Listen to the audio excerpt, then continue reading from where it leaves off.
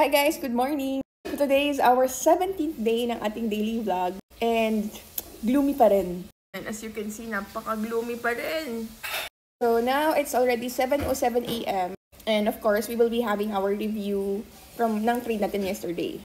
Actually, sobrang busy ko kahapon kasi meron akong mga minute na mga alumni natin, ng mga estudyante na graduate sa LTA. One is coming from Singapore, the other one actually here sa Philippines. So I'm just really happy seeing them. Actually, this is the second time na meron akong mga minute na graduates from our online class na whenever they get a chance na makauwi dito sa Pilipinas, they make it a point to really meet me, and I'm really happy na they really make time na alam ko yung oras nila here sa Philippines talagang limited kasi syempre minsan lang naman sila makauwi sa Pilipinas, and yet I'm really glad na you are really taking time to meet me, spend time with me, and spare some time na alam ko kahit busy kayo to really, of course, meet me, tsaka laging may pasalubong.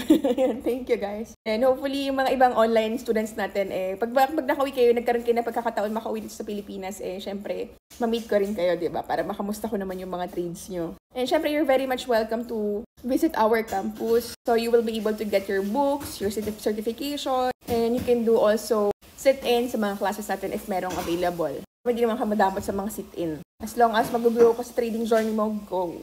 So anyway, from our trade yesterday, we were able to generate the last August 21, $303, this one. So right now sa FX book natin, which is live, we're $167.23 at 23% na tayo gain dyan. Ayan. So we were able to generate a total of $2,172 na profit. Ayan. So yung trade natin yesterday, we had a total of 14 trades, 8 wins, 3 lose. And here sa analysis ni TradeZilla, ang sabi nga dito is, so you aren't maximizing your profit for the day. At one point, you were $499 profit. However, you closed at 303, giving away more than 39.26% of profit. So yun yung analysis natin ni TradeZilla. And then, syempre, nag-write down din ako ng mga notes ko. So, naglagay ako dito, calculate lot size before entry. Yan. Using risk plan. And nagdagdag tayo, stick to my strategy only, no entry without confirmation, always compute proper lot size before entry. Para hindi natin makalimutan yung mga pinagagawa natin. So this was our setup last yesterday, yeah. So since this is 4-hour time frame, this is sort of swing trade na din, kaya it might take time. But we were able to generate 170 pips here. Yung nag-drop siya dito. Ayan, papansin nyo, nag-drop siya dito sa support. And then umakyat ulit. So, it's primarily merong news. Okay, so log in tayo dito sa website ng Legendary Trading Academy. You can create an account here. So, dito sa trading tools, merong economic calendar dyan. So, we can check ano ba yung nangyari from yesterday. Yesterday was August 21 and meron tayong high impact news sa US dollar, which is ito. Dito sa initial jobless claims, which is around 8:30 p.m. kahapon, we had this better than expected na forecast, which is 235. So, tumaas yung mga jobless claims.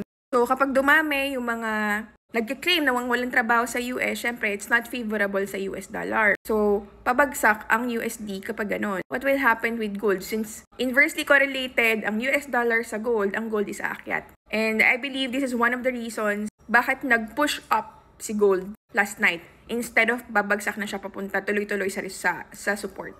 During around 9:45 PMI, which is Price Managers Index, this is in general favorable sa US dollar. Kasi ang PMI, kapag favorable siya, that means, pag favorable siya, ibig sabihin, dumadami yung production na bawat companies, dadagdagan yung trabaho. Kasi kumaga yung overall activity ng mga businesses is growing. So this means, nung mga around 9:45, nagkaroon ng data that is actually favorable sa US dollar. But during this time, ayan, nagkaroon ng push up dyan, paakyat. This is because of the jobless claim.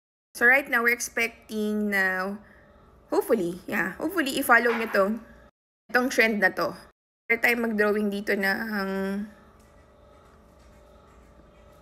ang trend line natin.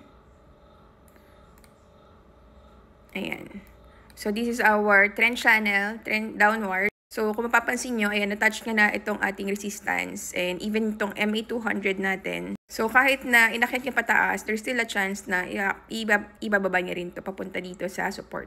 If this trend will still follow itong trend channel na to. Otherwise, ang pwedeng pangyari dyan is basagin niya itong resistance natin and magkaroon na ng reversal. So, pag ito nagkaroon ng breakout dito, magkakaroon na ng reversal yan. So, paakyat naman siya this time. So, yun yung mga potential na mangyari. So, this topic na didiscuss natin, bakit sobrang importante na we compute our lot size for our every entry? Siyempre, risk management pa rin, di ba? Maling calculation can wipe out your account, di ba? So, kahit gano'n pa kaganda yung strategy mo, basta hindi calculated yung iyong lot size, there's a chance na yung capital mo ay mauubos.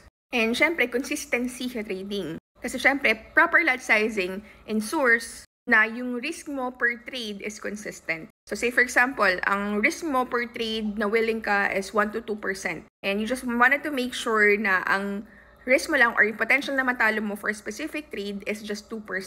So you have to compute it. And of course, it will also protect your account.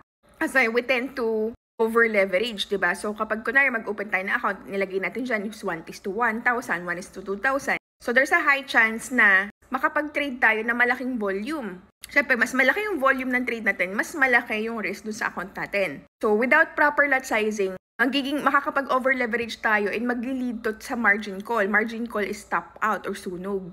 Another is, kapag kinocompute mo yung proper lot sizing, mas namamaximize mo yung profit potential.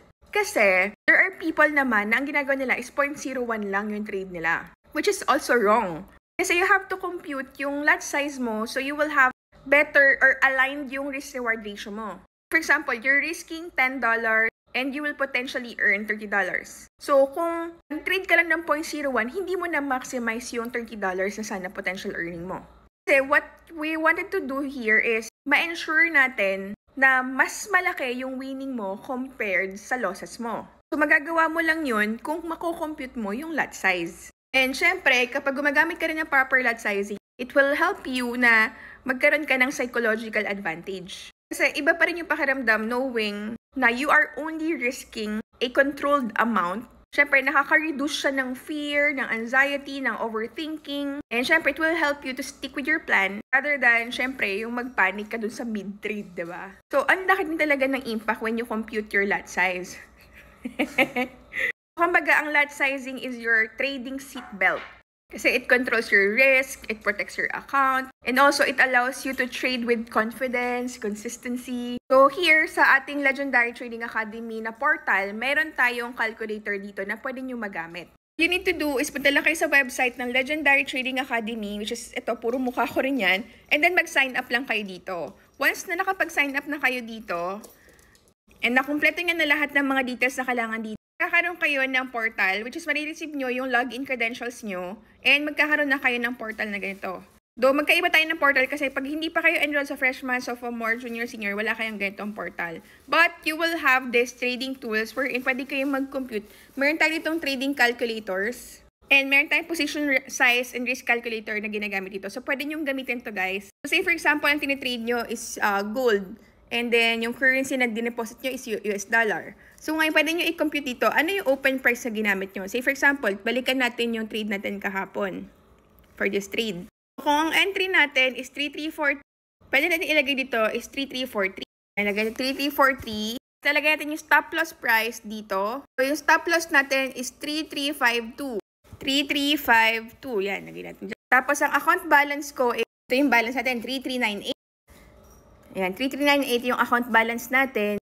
Ngayon, tatanungin nito, how much percentage yung willing ka i-risk? For example, willing ako i-risk is 5%. So, i-calculate natin ngayon. Pag kinalculate natin yan, lalabas dyan, pag kinlik mo to, ito, yan. So, sabi dito, pwede daw tayo mag-trade ng 0.18 lot size. And ang potential money at risk natin is $169. So, kapag ito na SL, itong setup na to, this one, itong setup na to, na SL daw, ang potential na mawala sa atin is $169. So, that's how we compute our lot sizing.